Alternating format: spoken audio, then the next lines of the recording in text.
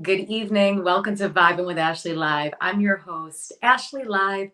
This is episode 225 of my show, and I'm so very excited to bring back this next performer to my show. This will be his third time on Vibin. He was on episode 118 and episode 150. Jose Figueroa Jr., a multi award winning gospel recording artist and pastor from New York. Jose's musical journey began at the age of 3. He made it to top 12 on season 20 of The Voice and played Simba in The Lion King at Disneyland Paris. With over 20 years in the industry, Jose continues to inspire audiences worldwide throughout his music and ministry. Jose's in the house, and I'm so excited to have this chat with him. Hi, Hello. Jose. How are you? I'm doing well. How are you? I'm good. I'm good. Can't complain. 225 shows, Ashley. That's amazing. Oh, well, you know what? The other 2 times I've had you on this show were so amazing. And I had to bring you back because sometimes I'm going to be very honest with you. I've had some people on this show and they're just a one and done kind of artist with me. No. And so if I like the person, I just bring them back. So I'm so very grateful for your support, for you agreeing to always keep coming back on this show, because I'm such a huge fan of who you are, not only as an artist, but as just a stand-up kind of guy.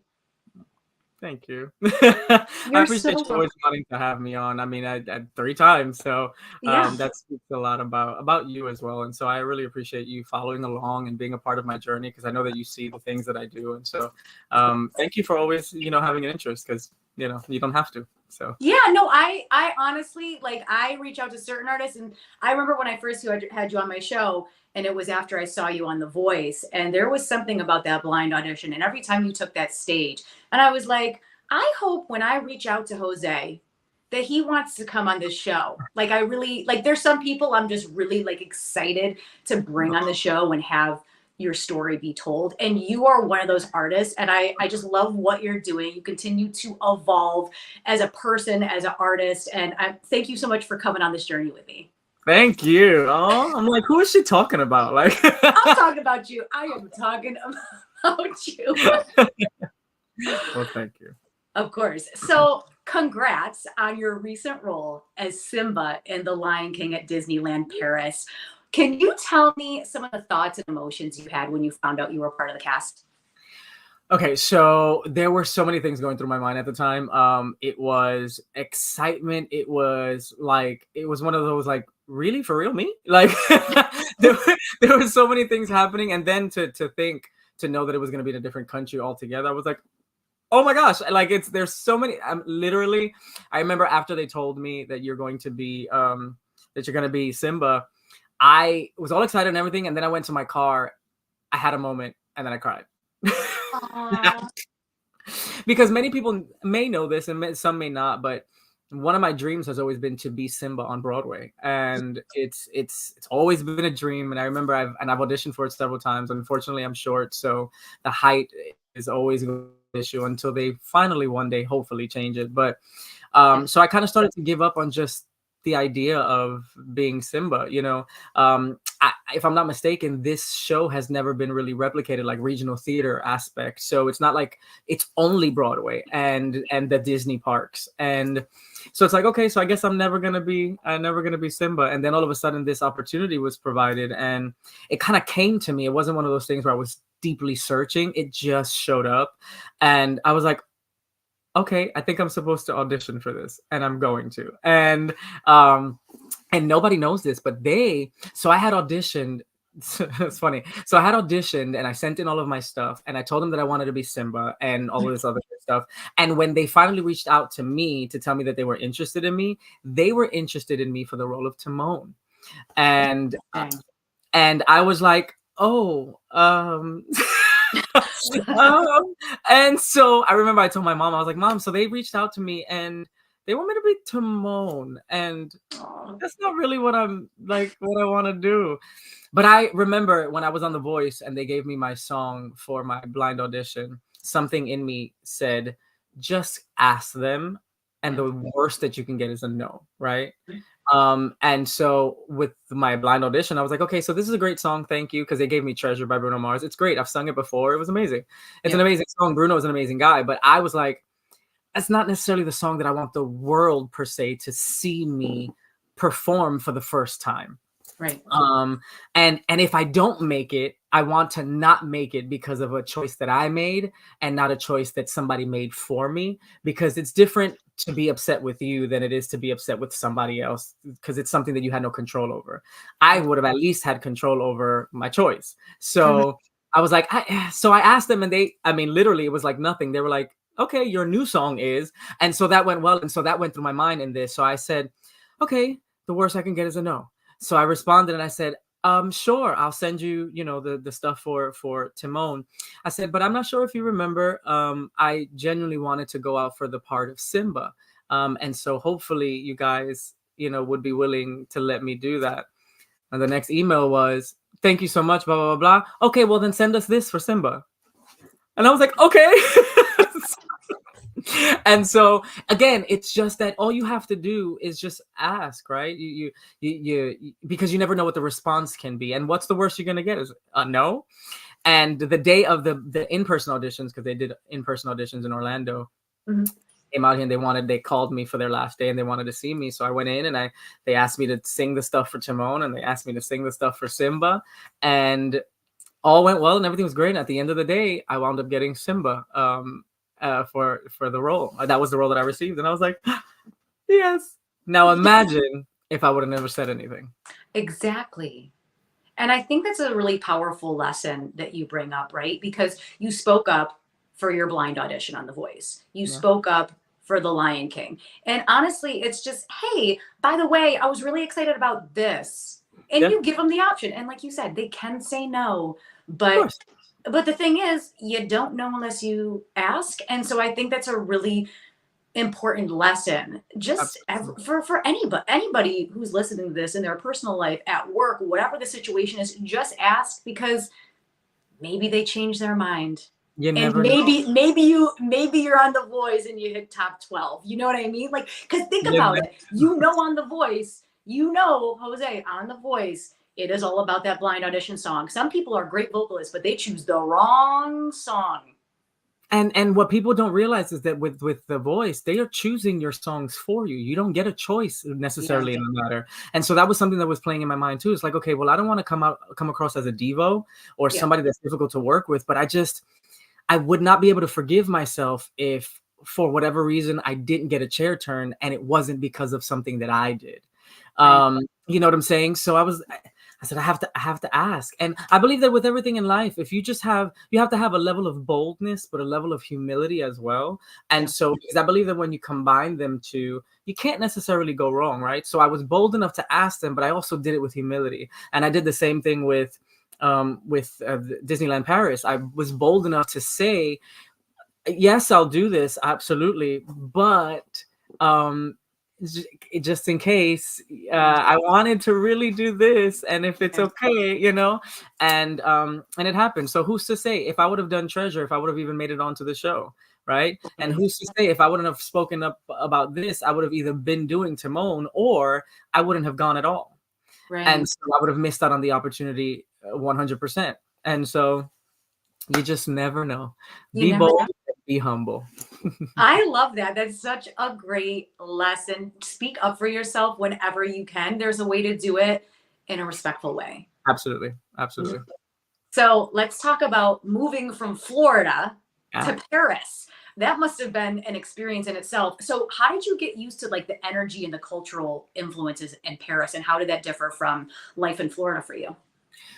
Well, what I can say is, so with Paris, funny enough, where I was living, it's called, and I might mess this up, but it's called Ceris or something along those lines, but it's Ceris. It's spelled Serris, and that's the city that I was living in, which is next to Mont-le-Vallée, which is where Disney is. And so the city that I was living in is kind of, if I'm not mistaken, it was built essentially after, it was built not necessarily when everything else was built. So this area was more, I don't want to say Americanized, but it was more Americanized to say the least. So the having to like really get used to much culture per se wasn't 1000% necessary because of where I was living. Yeah. And now there was the issue of the language barrier, because even though some people knew English, their English was slightly broken. And Yeah. so they had the accent. So it was a little bit difficult sometimes to understand them. Mhm. I thank God that I kind of pick up quickly with languages and stuff like that. So while I don't speak it 100%, there are things that I was able to like catch enough to know, okay, this is what they're saying to me. Yeah. So it really did help in that aspect. And honestly, I mean, I'm a very independent person. So once I figure stuff out, I don't necessarily need help per se, because I've already figured it out. And so I'm like, okay, I'm good. I know where I live. I know how to get there. I know how to take the bus. I know how to take the train. I know how to walk to this place. So, I'm good to go, Yeah. And I also know how to ask for Google Translate is a godsend, because that helped out a lot, sometimes where I would have to ask a question that I genuinely didn't know how to ask in French.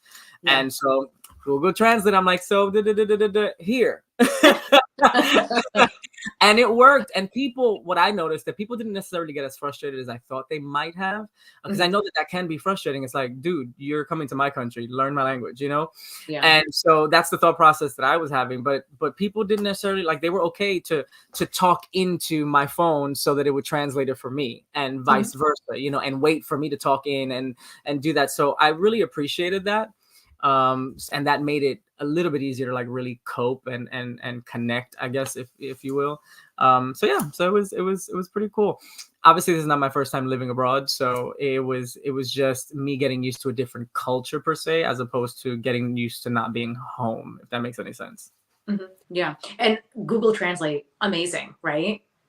Google Translate. Now, I'm not going to say 100% amazing. Sorry, Google Translate. It's not amazing per se, because certain things they do kind of mess up, because some of the things that we say in English don't really have actual translations in some other languages. And Right. so Google Translate will try to translate it to the best of its ability, and kind of mess it up to where it's just confusing for the person that you're talking to. And they're looking at you like,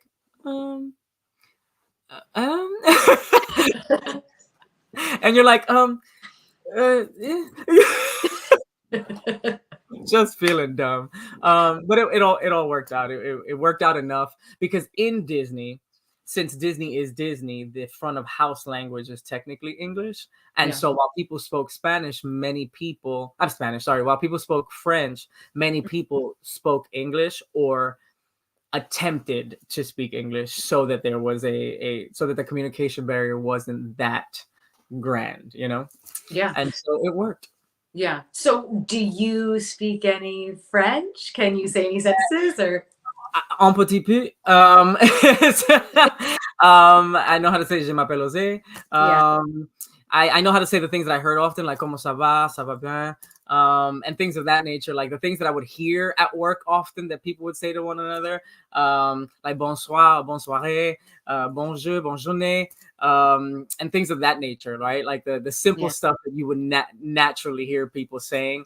And then little words here and there that don't necessarily make up sentences because they don't go together. But I know little words to know, like when somebody's telling me something's happening today, or that it's going to happen next week, or I know how to say, I'll see you tomorrow, so things like that. And it's only because of work, because these are the things that you say to one another, the hellos, the how are yous, the I'm doing fine, the 15 minutes until sound check, 15 minutes until showtime. Like these things are things that are kind of like engraved in my mind now, because they would say it in French. And so I've heard them for 7 months. And so, and so it's like, that was one of those things. One of the things too, coming back was, cause they say, excuse me, and their thing is pardon.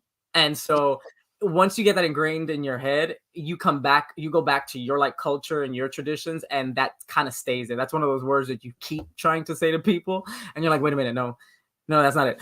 Excuse me. And so, although, like I was telling one of my friends, pardon is technically something that English speakers can use as well. It's just very proper and posh. So it's not 100% like people are not going to know what you're talking about, but it's still one of those things where you're like, hey, remember you're in America again. Like pardon moi, like that's what they say in France. Yeah. And it actually sounds nicer than excuse me. Absolutely, absolutely. Pardonnez-moi, and then stuff like s'il vous plaît, and these Yeah. things just sound a little bit prettier. And I felt the same way when I came from Japan, because Japan, there's so many things that you hear all the time that stick with you, like saying it's okay, daijoubu, and so you say that all the time. Somebody says I'm sorry, and you're like daijoubu, and they're like, oh wait, no, wait, I'm sorry, it's okay. And you, no, it's little things like that, like trying to get your mind to wrap around the fact that you're not in that country anymore. You Yeah. can speak your native tongue again. Yeah. So reflecting on your journey, yeah, you were over there for 7 months. Can you talk about some of like the insights or personal growths that you gained from your time in Paris? I guess so. It's funny because this is not my first time doing uh, a show per se. Like, I've been doing theater since I was a child. Yeah. In fact, fun fact, I don't talk about this and people don't necessarily know this much, but the first time I was ever in a theater show, it was The Wizard of Oz. And Hmm. it was kind of like a mixture between The Wizard of Oz and The Wiz.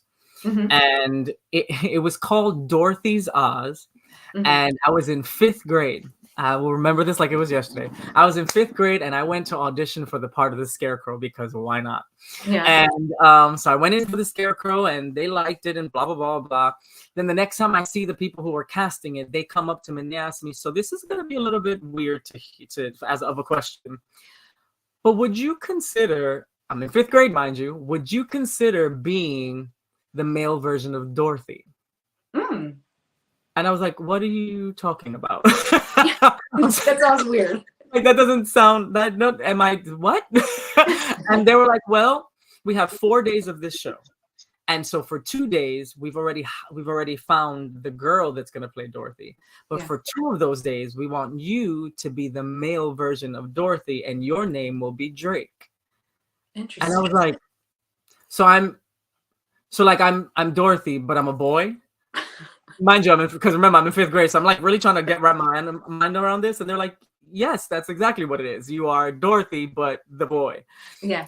And that was my first experience in theater, and I did it. And that was my first experience in theater. I had to sing Somewhere Over the Rainbow and Home and act this out. I had blue overalls with with white sketches that they put red glitter all over, so it could be the ruby sneakers. Yeah. It was hilarious. It was the best Wow. thing ever. And it was the best experience. So I say that to say the theater has kind of been in my blood for years, right? Mhm. When I worked in Japan, I had to do a show 4 times a day, sometimes more. So going into this, I knew that it was going to be something similar, because they had already told us there were going to be 4 shows a day. Just the shows were a little bit longer. Like in Japan, I think they were 20 minutes. This is 30 minutes. And this is a full-on musical production, as Mhm. opposed to what I was doing in Japan. In Japan, I was coming out and singing songs, talking, there was dialogue and all this other stuff, but this was genuinely a musical production from start to finish. And so that was a really interesting but cool part, because it was almost as if I was on Broadway per se, just a lower scale, if that makes any sense. But still felt like the thing, you're in full costume with this wig that looks like spaghettis, and you're in this leotard situation and these big old pants, and everybody's in full costume. You have people acting like animals, and like, so it literally felt like I stepped onto the Broadway stage to do this. The theater sat 1,250 people. It's the biggest theater in all of Disneyland Paris. The biggest stage in all of Disneyland Paris. And so it was genuinely a spectacle. I fell in love with the show when I first saw the video, because they sent me a video of the show when they were first doing the casting process. And I fell in love with the show because I said, oh my gosh, this just may be my chance to do what I've always wanted to do. Yeah. This isn't Broadway, but it looks pretty much the same. And it's the closest, like dream adjacent, if you will. Mhm. And so this really taught me a lot about me, my abilities. I've always been the type of person that I'm like, yeah, I sing, yeah, I dance, yeah, and act. I just like what I do. I love what I do, and I'm gonna keep doing it. And it is what it is.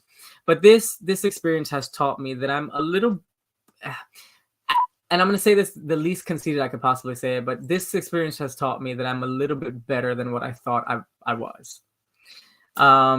And part of the reason why is because of the amount of things that I overcame while I was over there. I was sick a lot for whatever reason. Just France wanted me to be sick most of my time there. And so I had to over, and people don't know this really unless you were at the job with me. And even then, I'm always one that I'm not going to let it show per se, because I don't need anybody's pity and I don't want anybody to worry. And I can do this. Like, I'm strong enough. I got this. I'm going to get the job done. And unless I'm on my deathbed, I'm coming to work and I'm doing what I got to do. And so this really taught me a lot about myself, because imagine having to go and do 4 30-minute shows, right? You're going in at 9:45 in the morning. You're essentially coming out at 5:45 in the afternoon. You're doing 4 30-minute shows, and which is basically 2 hours, right? If you want to get technical, and singing songs that are in your higher register for the most part, and some that are in your lower register, because this taught me about my lower register. I don't have one. And so this really was one of those things where I had to push myself, because there were lower songs that I couldn't necessarily 100% sing out full, because I don't necessarily have that lower register. But this taught me some more things about the lower aspect of my voice, and it reaffirmed and reconfirmed for me that whatever I put my mind to, I'm capable of doing, because I pushed myself a lot in this show, not only vocally, but I also pushed myself in the acting. Because this show doesn't have dialogue, so there's no acting per se, but I knew that there was a storyline that people needed to see, and they needed to see it in the way that I acted.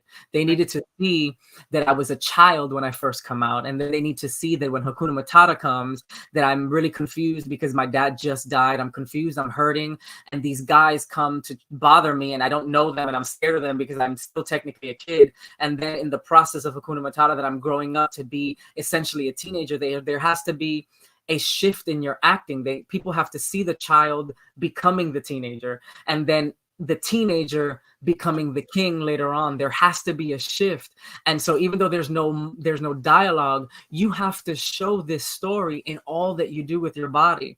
And so your mannerisms when you first come out have to be like a jittery little kid who's just excited about everything and wants to know what's going on everywhere all the time. And he's now being told that he's king, and you're really excited about being king, but you also want it to be like right now, but you don't realize that your dad has to die, because you don't know this. Your dad has to die for you to be king. So that's not something that you're thinking about. You're just thinking about the fact that your dad is telling you that one day all of this is going to be yours, and you're like, okay, can it be today?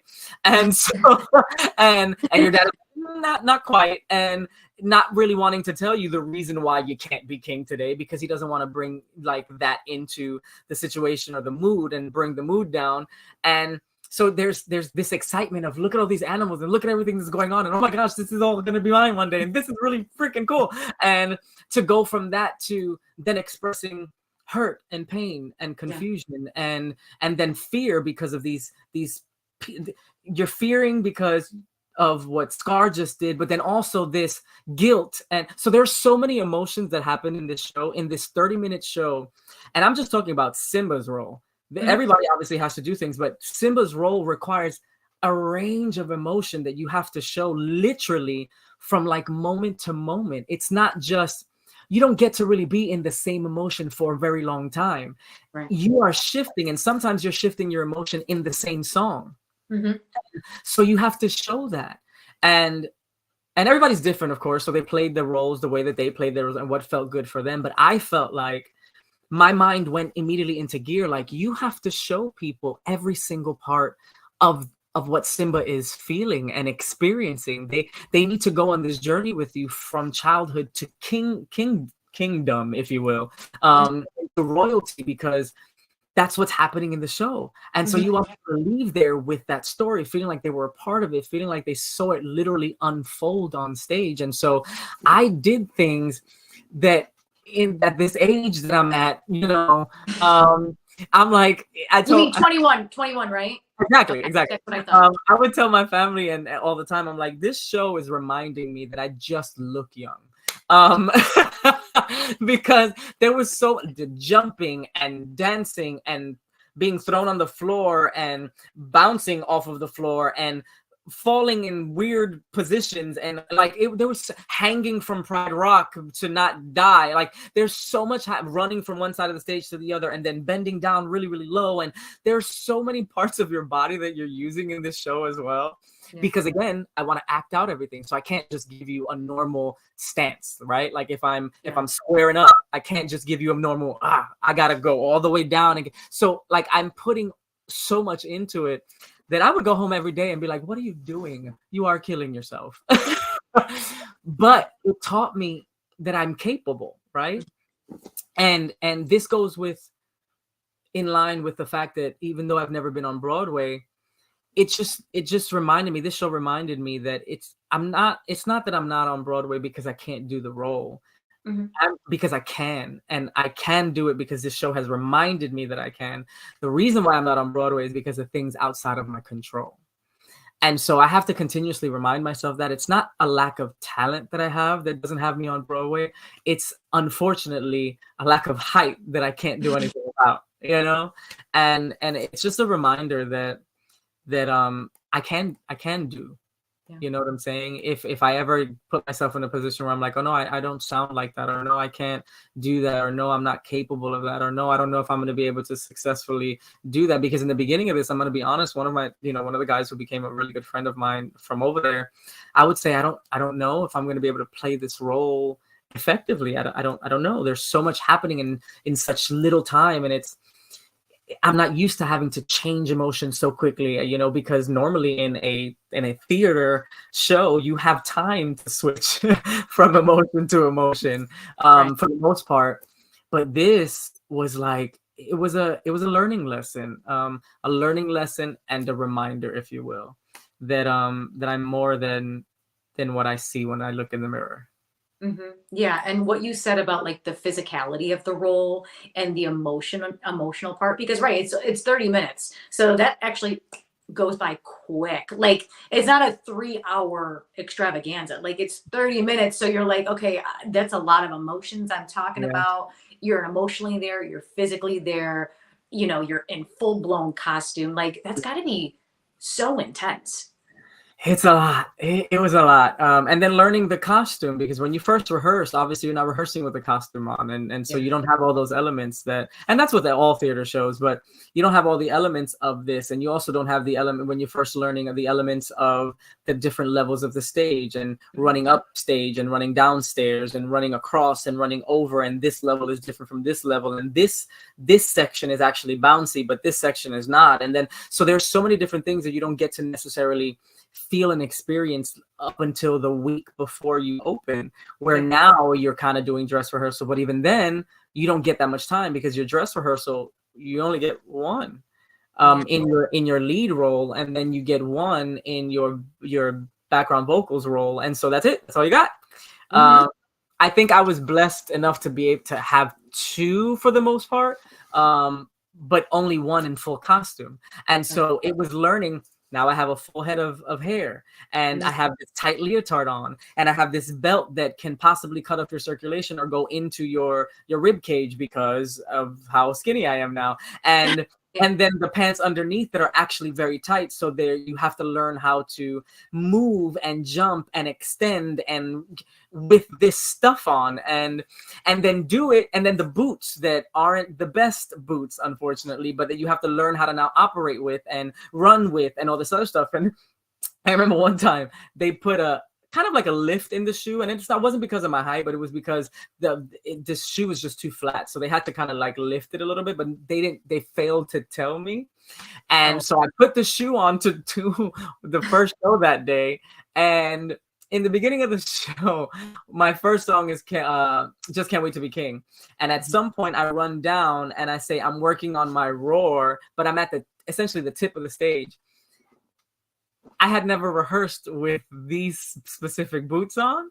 And so since the inside of the boot, I was technically like this now, as opposed to flat like this. When I did my roar, I almost roared right off the stage. And my gosh. And I played it off and nobody noticed it, because even my cast members didn't notice, but it was something that was hilarious. And it was just in the back of my mind for the rest of that show. But it's little things like that you have to deal with in theater that you just like, there's nothing you can do. The show must go on. Figure it out, Totally. And when things mess up, like our Pride Rock would mess up often, and so you had to learn, because they weren't necessarily contingency plans. So you had to, in the moment, learn what you're gonna do, figure out what you're gonna do, make it work. Don't make it look like something's wrong. Make it work, because the people that are in the audience are not always gonna be people that have seen the show before, so they don't know that it necessarily messed up. And so you have to make it work and make it look like there's nothing wrong, and this is part of the show. Keep on going, right? And give the best freaking show that you can, because sometimes it's not so bad that they're going to stop or pause the show. So if they're not pausing the show, you definitely have to keep on going, right? Now, if they're pausing the show, then you keep on acting up until the point where the pause is going to happen, and then you just stay in place, you freeze, you don't move, you don't do anything. But still, you don't know, right? You don't know if they're going to pause, if they're not going to pause, if this is something that's considered so big that they have to pause. You know what I'm saying? So it's like, and so the show must go on. And so this show really, really, really taught me a lot about me, things that I didn't necessarily know, and then it just reaffirmed some things that I did know that I didn't even realize I needed a reminder of. And I think the universe does that in crazy ways, and you're like, wait, this is the lesson it's teaching me, what I mean? And so I'm grateful. So I think you spoke about this a little bit earlier, but the story of the Lion King resonates with audiences worldwide. How did you prepare to bring your own interpretation to this iconic role? Well, I've been wanting to do this since I was a kid, so it's been years in the making in my brain, right? Like, how would I play this off? But then also being willing to take correction, because just because this is the way that you want to do it doesn't mean that this is the way that they want it done. And so there has to be a happy medium. There has to be a balance, right? I've always felt, because I've been on the director side of things, but I've also been on the acting side of things. So I often put myself in both shoes when I'm bringing a role to life, because I've said that as an actor, you want to bring your own interpretation into things, and it's got to feel good in your body, but you also have to be willing to take the constructive criticism that you're being given and work that into what it is that you're doing, and understand that sometimes what it is that you're doing may not be the actual way that it should be done, because your interpretation of this may be a little bit skewed from what the interpretation actually is, right? Because I can talk to you from a biblical standpoint, because being a Christian, you can read the Bible and you might get something different from a verse than I will. And it's the same thing. You might read this line and read it a certain way. To you, it might sound like it's a line of excitement, but really it's not necessarily excitement. It's confusion, or it's a sadness, or it's a melancholy. Like, you don't know. And so sometimes, you have to be kind of open to understanding that there isn't always one perception to things, and there isn't always one interpretation to things. And so I had many years of watching the show, and I've seen the musical to kind of prepare myself. I also did watch some videos of like previous cast members, because they're all over YouTube. So I watched some stuff to see what they did, to see how they interpreted it, to see if there were any things that I could take as pointers that I could build off of or whatnot. But ultimately, I kind of came to, because I don't know if I'm supposed to speak about this, but we don't get acting coaches until really late in we didn't get our acting coaches until really late in our rehearsal period. So at the point that they came in, most of us already had our own interpretations of how we were going to. Let me speak about myself. I already had how I wanted to play Simba up until the acting coaches came in. And so this was what was already ingrained in my mind, and this is what I said. I knew that this was going to be, and I knew, because this happens in life in general, I knew that over the 7-month period that things were going to change and shift anyway, because you grow, or you should grow as a performer. So you're going to find other ways to bring things to life, and different things to do to make it cool, or maybe bring this back, or maybe bring this out, or make this bigger, possibly make this smaller, and these are going to be things that as you're doing them, you hopefully will learn. But up until the acting coach came in, I already had a set this is how Simba is gonna be, because I've seen the show and I've seen the cartoon, and I've seen the live animation version, not animation, the live action version of it. I've seen The Lion King. Okay, so I've seen all these things, and I'm like, okay, cool. So this is what I think he should be. Like I said earlier, he comes out as a kid and he's excited, and his dad is presenting him to essentially their world, their kingdom. And so he's like, whoa, this is really cool. Look at all of these people. Like, look at all these animals and whatever looking at us. And hi, everybody. Like, it's me. Like, I'm Simba. Hey, nice to meet you. But then also immediately going from because now, and I'm not going to take you to the whole show, but what happens from the moment that I'm or the Simba's introduced in this show is that that's happening during Circle of Life. And so after Circle of Life, we go straight into I Just Can't Wait to Be King. And right before I start singing that is when Mufasa and I are sitting down, and there's no open public dialogue, but you can see us interacting with one another. And it's when Mufasa is telling me, do you see all of this? One day this is going to be yours. And so you have to go now from in Circle of Life within seconds of switching from the excited, just joyful, like, oh my gosh, this is all really cool, Simba, to you're still a kid, but you have to now go into this cocky, oh, but I'm gonna be king one day. And so it has to switch just like that in a matter of seconds from the end of Circle of Life into Just Can't Wait, when he tells me that it's gonna be all mine, because I'm like, okay, this is all mine. This is all mine. Is it gonna be mine today? Come on, it's gonna be mine today. Well, guess what? I'm gonna be a mighty king. And so now you're like cocky. And then Nala comes out to tell you, because in our version, Nala comes out and says, well, I've never seen a king of beasts with quite so little hair. And so I got to look at her like, yeah, whatever. You suck. You're just jealous. Yeah. And so, because I'm still going to be king. So, yeah. And so it's like this level of cockiness, but also playfulness, because you and Nala are friends. They're your best friends, right? And so you're cocky because you know that you're going to be king, but also you're in this playful competition because she's Nala, and Nala has always pinned you, and she's stronger than you and all this other stuff. But it's almost one of those things where, yeah, you might be stronger than me, but I'm still gonna be king one day. And so so right there, you've already seen like maybe 3 or 4 different emotions that you have to face. So I was already telling myself, okay, this is how I'm gonna be here, this is how I'm gonna be in this point, and then when we get to here, it's gonna be like this. And one thing that I do, and I try my best to do, is I like to play off of my other cast members. So what they give me, I respond to.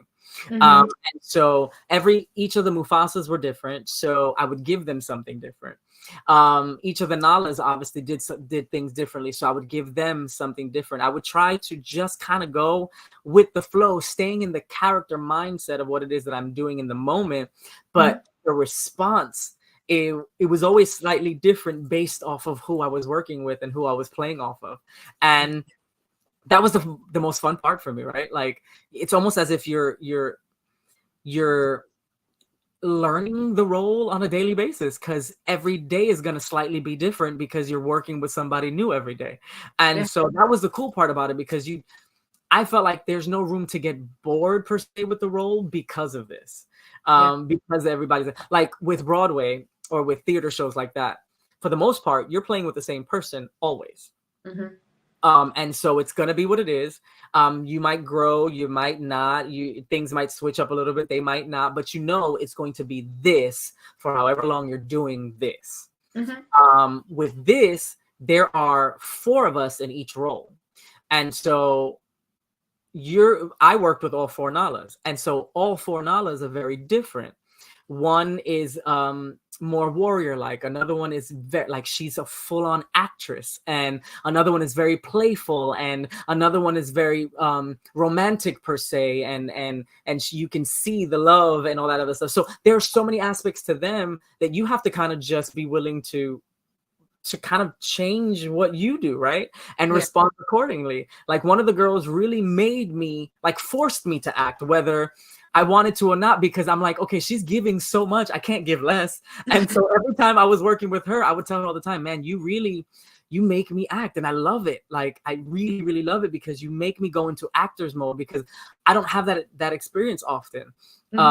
when my solo career kind of took off, that's what I've done. I've been a solo artist for so long that theater kind of took a back seat, and acting kind of took a back seat. There hasn't been a lot of room for acting in my life, being a solo artist. So this show really helped me kind of sort of get back into that. And I can say that she specifically helped me really, really push myself often, because of how great of an actress, she is with this role. And so, yeah, so that was kind of like, I'm so long-winded, I'm sorry, but that was kind of basically my way of getting into the role and preparing for it. Yeah. And I love that there were always different people, right? Because like you said, Broadway, it's always you and one other person. So you get to know that person. But when you have different characters, Yeah. you never know. And when you're working off of the characters, right? Because when you're on stage by yourself, it's just the Jose show. Like that's what it is, right? And so when you're with other people up there, you vibe off of the energy that they give you. Correct. Yeah, so it works. And if you're somebody who really likes that kind of stuff, like playing off of people, it's amazing, and it helps you grow, which is really, really good. You always have to be in a place of being willing to learn, right? I believe that in everything in life, you don't get to a place of arrival. That you're always working towards the destination. You never get there 100%. And if you stay with that mindset, then you'll always be willing to learn from the good, the bad, the ugly, and everything in between. Yeah, and that's very powerful because you have to always be willing to learn, and whatever situation you find yourself in, good, bad, ugly, this is happening for a reason. And I love that you have that outlook on life, because it's so important to, look at life in that positive of a way. Yeah, it's true. So in 2021, you're on season 20 of The Voice. Oh my gosh, can you believe it's been this long? Every time I look back at my Facebook memories, I'm like, how was this so long ago? So long ago. Looking back on the experiences on the show, what lessons did you gain from that time? What lessons did I gain?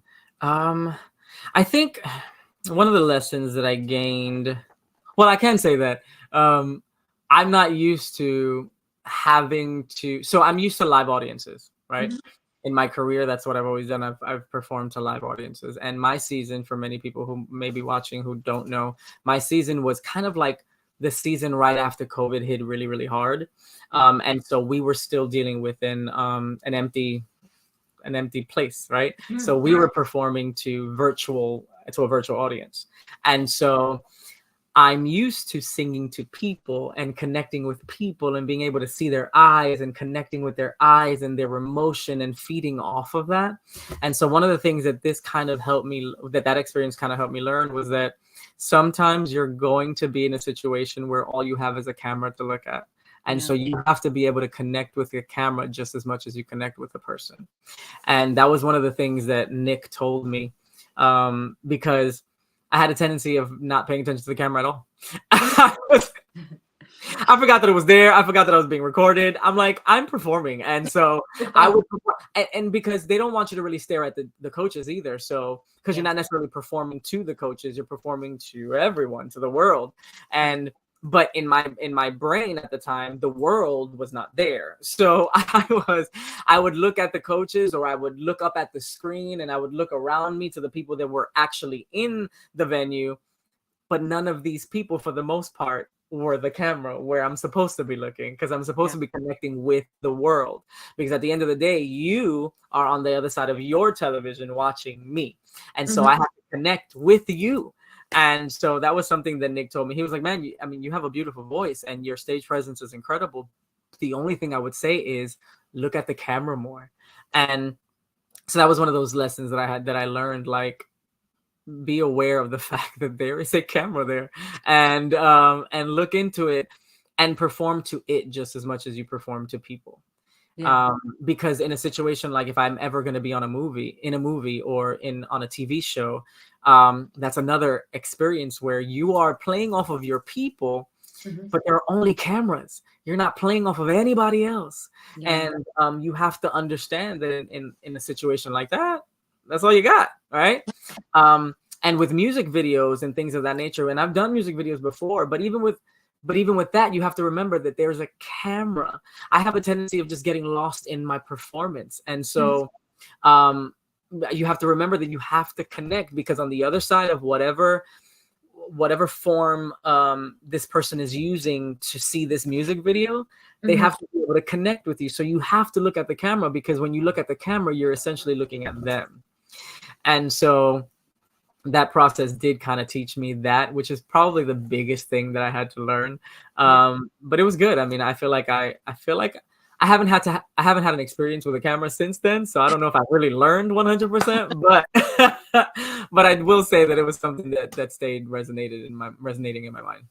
Yeah. And it's hard because you're so used to looking at people's eyes and seeing people's emotion. And so you're looking at a camera or a camera crew of people and you're like, okay, there's no energy here. Like I need a set of eyes I'm looking at. Absolutely.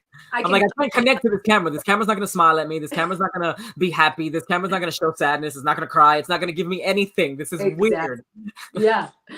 So with your experiences on The Voice and now The Lion King, what similarities and differences have you noticed between performing on a TV show and a live show? Well, you have the aspect, see, and that's the thing. My version of The Voice was different than what they're used to, right? So if I were talking on the side of what a normal voice experience would be, then it would essentially sort of be the same, because I would be performing in front of an actual audience, which is what I was doing with The Lion King. I was performing for people. The only difference that I can say, or one of the only differences that I can say between the two, is that, again, if I were performing for people on The Voice, if there were people there, you are connecting with people.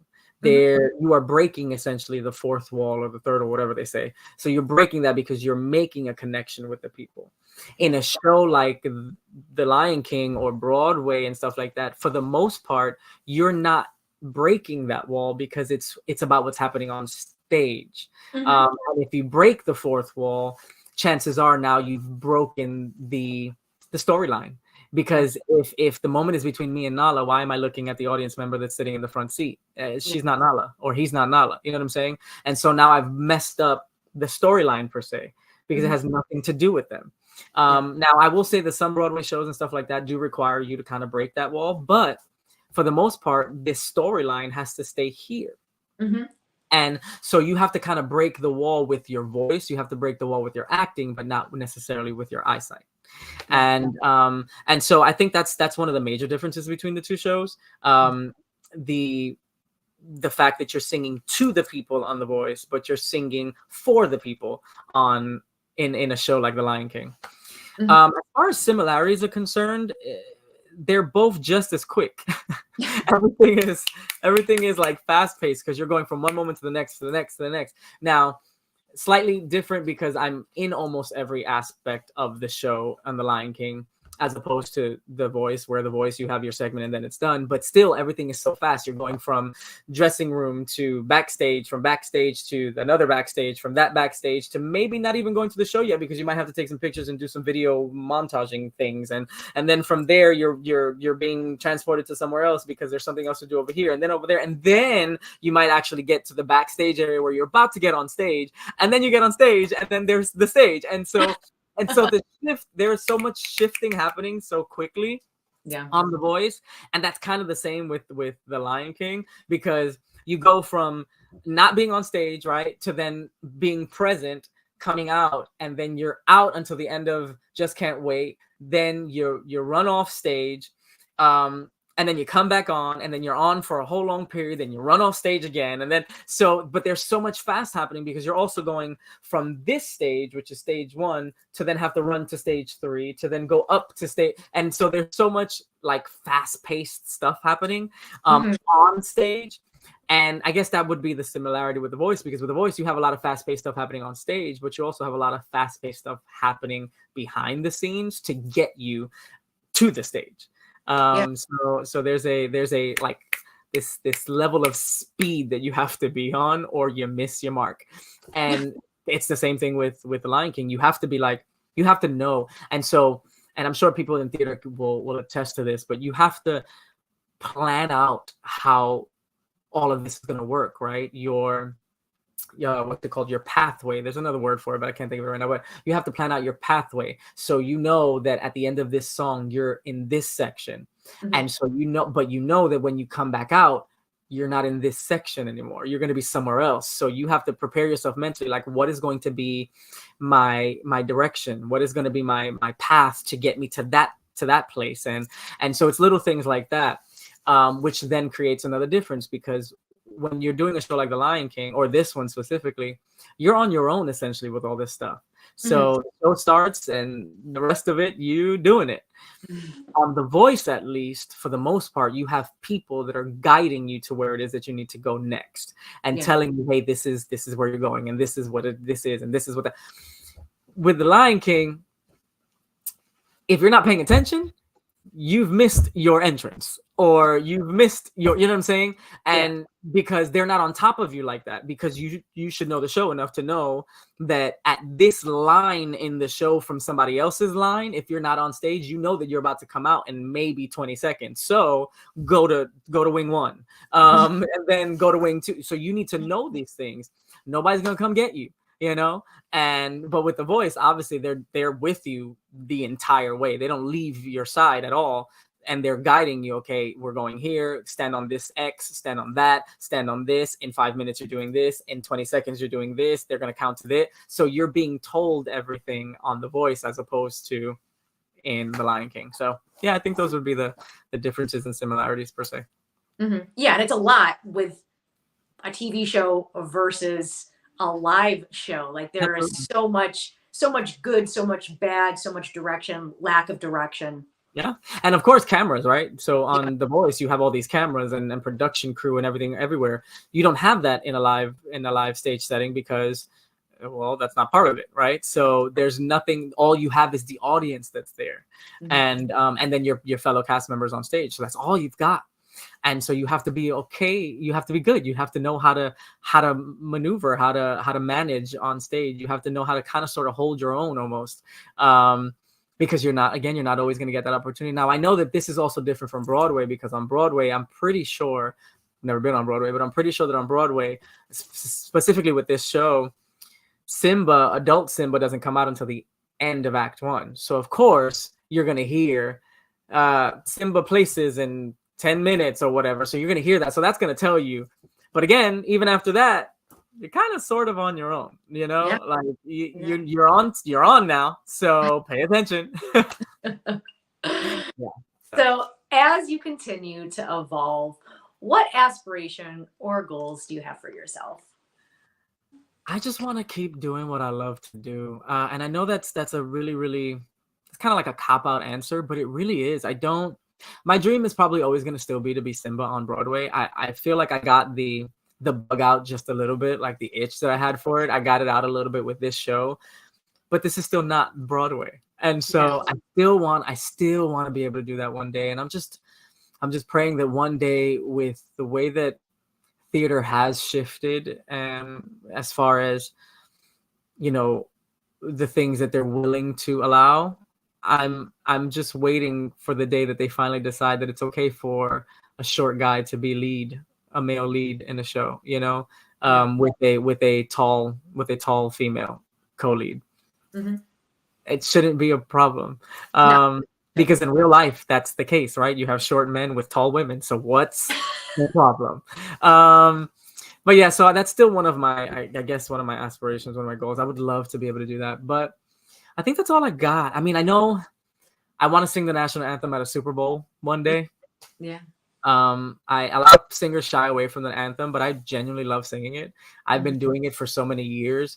I became the national anthem singer when I was in New York, after I became Mr. Puerto Rico in 2015. Like, it just became one of those things where everybody was asking me to sing the anthem, which is really cool. And I love it. Like, I love doing it. Matter of fact, on May 15th, I'm singing the national anthem for something over here in Florida. So it's like, I love singing it. I don't know why. There's just something about the song that I just enjoy singing. And maybe it's because I was in the military, so there's a level of patriotism that I have. And so there's a slight connection there. But I do love singing that. So I've always wanted to also be sing at the Super Bowl. the national anthem. I don't need to do a halftime, nothing. I just want to sing the national anthem. I want to win a Stellar Award. And for anybody who doesn't know what Stellars are, it's kind of like the gospel Grammys. I want to be able to win a Stellar one day. If I'm aiming too high, I also want to be an EGOT winner. Yes. I don't know why, but in the past couple of years, that really has resonated strongly with me. And again, I don't know why, but I don't know, that desire to be an EGOT winner has really, really, really hit me hard.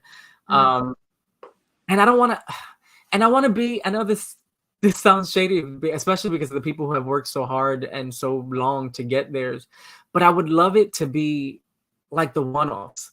Like Jennifer Hudson had her first movie, won an Oscar. Like, I want to be able to do that. Now, that doesn't mean that I don't want to do more than one movie, but if I could do one movie and one TV show and one musical and one song that'll give me one of all of those, I'm good. Like, I don't need to do the rest. I don't need to do a million. I don't want to be I don't want to be a full-on actor for the rest of my life. I don't want to be a full-on, you know what I'm saying? Music is always going to be my number one. I don't want to do all of the other ones forever, but I do want to do at least one of each to kind of like cross it off of my bucket list and hopefully win an award for each of them and then sit back and just be like, I did it. That's for me. That's not for anybody else. It's not to boast. It's not to say, oh my God, look. It's just for me to be able to continue, I guess, to remind myself every time I look at them that I'm capable, you know, I did it, that I worked hard and I made it happen and I killed myself. And of course, God helped, but he gave me what I needed to be able to do that, to accomplish that. And I think that's really what it is for me. It's just, I want to be able to say, yeah, God gave me enough for me to be able to get these things. And it's not even going to be one of those things where I'm going to put them on display so everybody can see them all the time. Matter of fact, I have degrees and stuff like that. And all of my degrees are in my room. Like, they don't need to be, some of them are inside of a drawer. Like, I did them and I accomplished them and I got my degrees, but I got them for me. I didn't get them so I can tell people and be like, oh yeah, I've got this and I've got that and I've got this. I don't care. None of that matters, because in the grand scheme of things, if you don't operate in any of these things, it doesn't matter anyway. And so, and I say that even with the Christian aspect of things, right? With the Christian world, people want titles so bad, and they want it to please man, and they want these accolades so that people can look at them and praise them and all this. I don't care about any of it. I just did a funeral today, and earlier today before our interview, and the young lady who reached out to me, it was her daughter who passed away, and she reached out to me a couple of days ago. This was really last minute. And in our conversation, she said, when I was thinking about who could sing, you were the first person that came to my mind. And I was like, thank you. And she goes, yeah, and we just kept on the conversation. And then she goes, by the way, we're working on the programs. I know that you're a pastor and I know that you have all of these titles. Can you tell me what they are so we can put them on the program? And I was like, I don't care. I'm Jose. You don't need to none of those titles mean anything. At the end of the day, it's always about the people. Everything that I do is about people. So yes, I'm a reverend. Yes, I'm a pastor. Yes, I'm a doctor. Yes, I'm a this. Yes, great, cool, wonderful. Those are things that I'm proud of. Yes, because I worked hard for all of them. But in the grand scheme of things, and this is the I guess where the God comes into play. In the grand scheme of things, when I pass on to be with the Lord, he's not going to ask me, what did you do with the titles that I gave you? He's going to ask me, what did you do with the life that I gave you? And so these titles don't really mean anything in the grand scheme of it all. And so listen, at the end, even to my church members, like I tell them all the time, yeah, I'm Pastor Jose, but I'm Jose. Like I'm still me. I'm human. My title doesn't make me any less of a human. My title doesn't make me any better than anybody. My title is just that. It's a title. And I don't want my church members my church family to ever feel like I'm putting myself in a position that's above them, because I deal with the things that they deal with. I at the end of the day, the Bible said that for all have sinned and fallen short of the glory of God, which means that I'm still a sinner. Now, I repent for my sins. I do my best to not keep sinning in the same sin, because that's essentially what we're supposed to do, right? Repent, don't do it anymore. And so I make sure that I do, but that doesn't mean that I'm not going to fail every now and again. I'm still human. I was just given the ability to now shepherd a flock because he saw something in me that was worth doing that. But that doesn't make me better. That doesn't make me higher. That doesn't make me more important. That makes me just like you. And that's it, and that's one of the things that I tell, my church family all the time. Don't forget that while I'm the one preaching to you, that it doesn't change the fact that I also go through some things, and I'm very transparent. I tell my church family all the time, listen, when I was in France, I used to tell them often the things that I was dealing with when I was in France. And I want my church family, my flock, to be able to relate to me. And the only way that you can relate to me is if I always remind you that I'm just like you. Yeah. I'm not above you. I'm not better than you. My life is not perfect because I'm no. It's not all sunshine and roses all the time. I'm happy all the time. Yes, I have moments of disappointment and frustration, and sometimes, very rarely, anger. But I deal with the same things that you do. I go through the same things that you do. And so there are things that I have to often overcome too, and that I have to fight with myself to be like, okay, I can get through this. And I have to sometimes cry out to God as well. And I'm going to go through things. In fact, I might go through even more things than the average Christian because of the title. So this title is not something that is so exciting, Yeah. It's one of those things that with the title comes more responsibility. With the titles come more. They say that with in the church world, they say with every new level there's a new devil, and so it's the truth. The more elevation, the more frustration, really, because there's so much more. Why? Because the devil knows that his grasp is weakening on you. The higher you get with the Lord and the stronger you get with the Lord, and the more in depth you are with your relationship with Christ, the more he knows that he doesn't have a hold on you like he did before. And so he's going to keep attacking, and he might attack you even harder, and temptations are going to come, and tests are going to come. People don't realize, but not everything is the devil. I sometimes feel bad for the devil because he gets the blame for everything. It's not always the devil. Oftentimes it's God testing you to see where you are with your level of faith. Do you trust him enough? Do you love him enough? Do you believe what his word says when it comes to him fighting your battles, to him providing you with the peace that surpasses all understanding, with him knowing the plans that he has for you? Do you really believe that? And so sometimes he puts us through tests to see where we are with our walk with him, and we often just want to immediately say, the devil, man, the devil's got on my back, and the devil's doing this, and the devil's doing that, and stomp on the devil. Have you ever stopped to think that maybe God is trying to test you because he knows that you need some work? Yeah. And so, anyways, I'm not trying to preach, but yeah, that's just, it's what it is. Yeah. So there are little things. Anyways, I went completely out of what you asked. So yes, those are some of my aspirations. And to just be a better me every day. I'm growing every day. There's, like I told you earlier in our sound check, growth. You have to be willing to grow at every level of your life, because you're never going to be in a place where you've arrived. So you have to continuously go towards the destination, right? And sometimes you might not even know what the destination is, but keep moving. You got to keep moving forward. And so that's really all it is. I want to keep moving forward. I want to be tomorrow I want to be a better version of my today self, and next day I want to be a better version of that. And I just want to be whatever it is that God wants me to be. And that's how I've led my life. Like, God, take full control. If it's something that you don't want from me, close the door.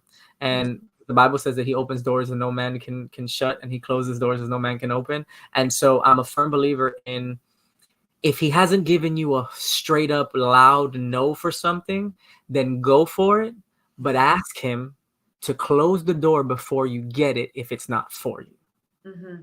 And so I do that with everything. You haven't given me a no? Okay, cool. This opportunity came. I'm going to take the opportunity. But don't allow me to fully get the opportunity if it's not something that you want from me, because I do not want to fail at this, and I don't want to hit a wall. I don't want the brakes to be, hit on me. So before I get to that, if it's not what you want, shut the door. Shut the door. And I'll be okay. I might be disappointed in the moment because I might have gotten as far as I got, like with The Voice, right? Yeah. I made it to the top 12. I didn't win the show, but I made it to the top 12. And so he closed the door and the chapter of that when he needed to, because it wasn't meant for me to make it all the way to the end. It was meant for me to stop where I stopped, and that's it. And so you have to be okay with that. I told him, this opportunity came to me. Is this something that I'm supposed to take?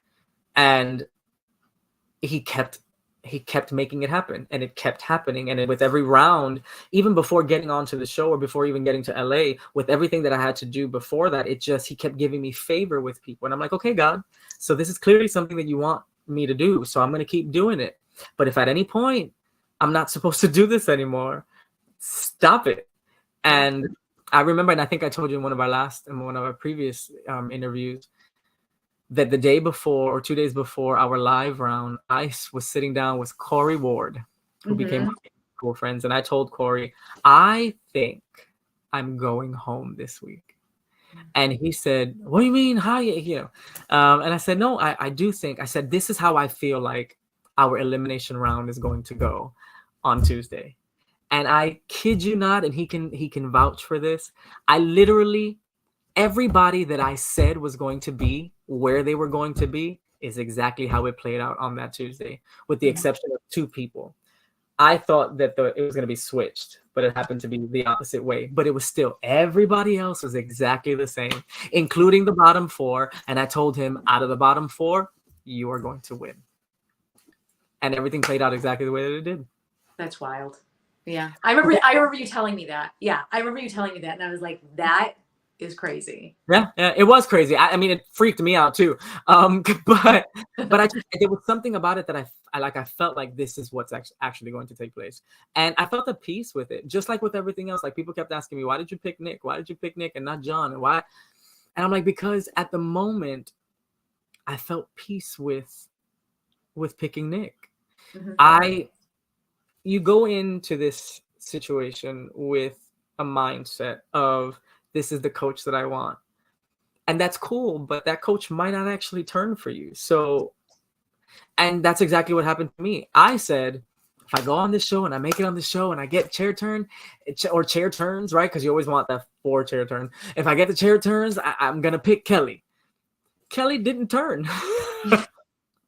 And so I had my way. I said it would be Kelly, John, Nick, Blake, right? I said, that's the way that it would be. And we'll see what happens, right? And so John happened to be the first coach to turn for me. I was ecstatic. Like, my second choice, dude, really? This is cool. Okay, cool. Then it came down to actually picking. And just there was this peace that kind of came over my body the moment Nick, his name popped into my head. And so I had to go with it. And that's what I've told everybody. It's because I just felt a peace with it. If I would have felt a peace with going with John, I would have went to John. And there's nothing wrong with John. He's great. Yeah. But that's not where I was being led. Even though that's what I said I would do, it's just not where I was being led. And I had to go with what I felt God was doing. Because what's to say that I would have picked John and I would have went home? Yeah. Right? Nick, one of the things that Nick said, and I don't know if he did this because he said it or not, but one of the things that Nick said, I believe it was in the blind audition or maybe the battle, is that he was going to take me all the way to the lives. And he did. And not only did he take me, but he picked me every single time. Yeah. Right? I wasn't stolen. I wasn't a save. He genuinely picked me for every single one of my rounds. So I made it where I was supposed to. And that's it. And then my time was done. And I was able to accomplish what needed to be accomplished in the time that I was on. Yeah. And that was it. That I wasn't supposed to be on there any further than that. And I was okay with that. Yeah. And you had a beautiful run on the show. And like I told you previously, I loved watching your journey on the show because you were one of my favorites from that season. Thank you. Jose, thank you so much for coming back on the show for a third time. I truly enjoy our conversations and hearing all about your time and Paris, and so excited to see where your journey takes you next. Thank you. Thank you for having me. I appreciate you always. Of course, you're so very welcome, guys. If you don't already, please make sure to follow Jose. And if you're new here, I'm Ashley Live. This is Vibe with Ashley Live. Hit the like button, hit subscribe. And yeah, I have 2 other interviews with Jose that you can go back in the archives and check those out because they were a while ago. But thanks, guys, so much for spending your evening with us. And Jose, I'm so appreciative of your time. You're truly amazing. And can't wait for the next time we do this again. Yeah, let's go.